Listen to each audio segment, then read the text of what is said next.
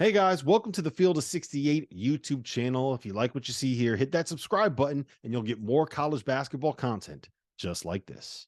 We got to start. Biggest storyline, biggest player, maybe the best team in the conference, arguably the best team in college basketball this season, the Purdue boilermakers. Fanta, we're going to you first on this one. They basically bring back everybody, right? They are basically running this thing back from last season. But they added Lance Jones. They added Trey. They're expected to play more Trey Kaufman-Renn. But Zach Edey, National Player of the Year, centerpiece of that offense, he's back. Matt Painter is back. It looks like they're just going to try to run this thing back all over again. Are you a fan of that decision? Do you think this is what they should be doing? And what are you hoping to see out of Matt Painter's group this year? Perimeter shot making. Because if we see perimeter shot making and we see a composed backcourt, then this team can win the national championship. They are a team that I'm totally okay with a 29-win squad running it back with players who are hungry and frankly angry about the way last year ended. All that Braden Smith and Fletcher Loyer and Trey Kaufman-Renn and Zach Edey and Ethan Morton and Mason Gillis, all they've heard about for the last 6 months is how they were on the wrong side of history. That has to drive them into this year. And Matt Painter brought this up in February after a loss to Maryland that I happened to be at. He said, you can have the best player on the floor, but if you're not playing complementary basketball, it can end up not mattering. And I thought that those words were so applicable when we got to the NCAA tournament. They were applicable because Purdue, their flaws all rose that night in Columbus. And what we saw was the freshmen showed that they're freshmen. So you hope that Smith and that Loyer have both grown. I would imagine that they have, because all we've ever heard about is how competitive they are, how fierce they are. But if Purdue, if that backcourt is handling ball pressure better, and they're able to play complementary basketball where the center of attention, Zach Edey, can get even average amounts of help, it's going to change the complexion of this team. I don't think, and I want to get your thought process on this from both of you, I don't think Matt Painter has to open up a new textbook and start teaching the game totally differently. He's been a great coach. He's just got to adapt and tinker a little bit and hope that a year under these guys' belts and the experience of last year can do what it once did for Virginia. How much do you really have to change? I agree with you, Fanta. Like, how much do you really have to change? You needed your guards to get a year older. Now they're a year older. And here's another thing, too. How often are you going to run into a matchup quite like that against FDU? It was the exact wrong situation for a Purdue team that very well could have ended up at the Final Four with us in Houston, like last year. And for them to be able to run it back, I feel like I would want them to shoot it a little bit better. Braden Smith was at 37.5. Fletcher Loyer at 32. I feel like he's a better shooter than that. Kaufman-Renn's at a quarter. Like, you got to have guys that shoot the ball a little bit better just for the sake of argument. You want them to be able to space it a little bit for Zach Edey. But even without, the floor spacing that you would want, Edey's still National Player of the Year at 22 and 13. So he's not going anywhere. He's still going to be big. He's still going to be dominant. He could be back-to-back National Player of the Year because, guys, who the hell's going to stop him? Yeah. So Purdue's still going to be very good. They're still not overly athletic, but Paint does such a good job of putting them in the right position. Do they win the national championship? I don't know, but I think it's completely plausible that they end up in Phoenix. And I say that without the shadow of a doubt. They're not overly athletic, but Paint's going to be able to get those guys in the right spots to have success. And I think last year was a bit of a fluke. And even the year before against St. Peter's, it was like wrong place, wrong time. Oh, crap. Small players can shoot pressure. It's tough.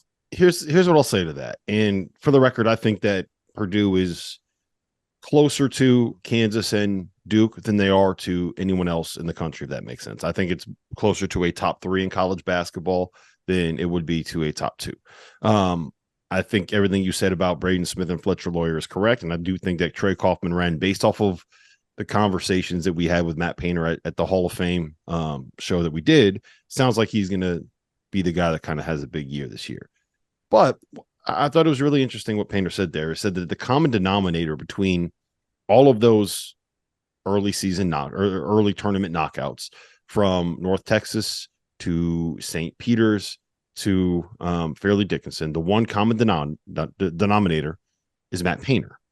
And I think it's very clear that he's kind of going all in on this idea that, like, what we do is the right way to do things. And we're just going to keep doing it, which, like, you just won the Big Ten regular season title by 3 games. You just won the Big Ten tournament title, right? You went 29-5 in the regular season. You do a lot of things right there. At the same time, big news.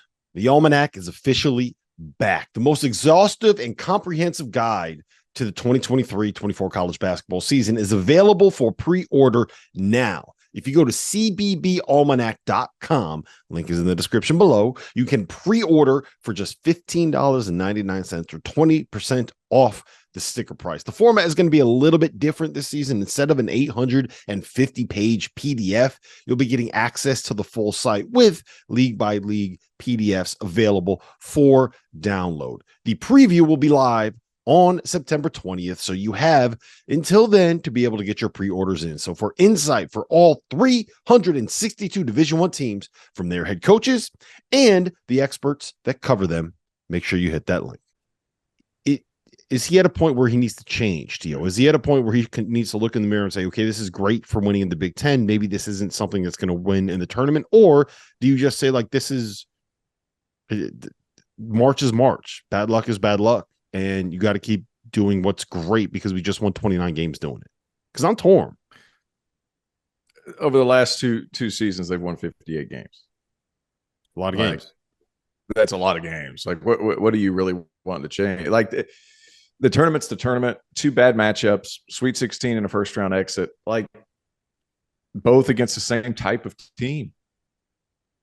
Like, that's kind of the thing. They're not geared to play some of these low major schools that get up and pressure you. And guys, there's a lot of talent in college basketball right now because of that extra year. We've talked about that ad nauseum. Like, there's more better players. I know that sounds like a grammatical mistake, but there's more players that are really, really good. And so what happens is you end up running into a buzzsaw against a team that is exactly your kryptonite, and small guards that pressure you, that take you out of playing in the half court. It's tough.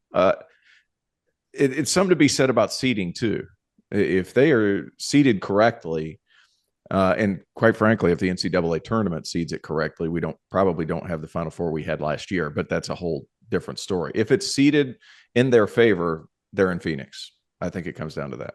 Yeah. The one thing I will say is it's a mental thing for me at this point, John. I do think that if you look at what UVA and how they handled this, I don't think that there's a better coach for that. And I don't think that there were 2 players that were better ready to take all of that on than Ty Jerome and Kyle Guy. And I think Zach Edey's kind of wired that way. But I also do think that it's very hard to separate the let's just call it lemon booty, right? When you start puckering, when you start choking up just a little bit, when you feel a little bit of that game pressure, it's I think that's probably at least 50% of what's happening with Purdue in some of these games. That's probably the first of 2 Kyle Guy references we'll have today, by the way. I think that, and hopefully Kyle makes some sort of commission off that. I'd hope that he does. Kyle Guy, lemon booty butt puckering. No comment. No words. No comment on that. I've already stepped over my line today, so yeah. My 2023-24 season work on is to avoid talking about body parts. Let's go back to Purdue. Lance Jones is a really good defender and a guy who can make shots and a guy that should come into this program and fit well. And here's the thing. Here's the facts, okay? I agree with the mental part. I totally do. I don't think Matt Painter has to change his scheme massively. You can't go 29-5 and then tell me that something is not working for March. I mean, There's too much right there. They were out in Portland.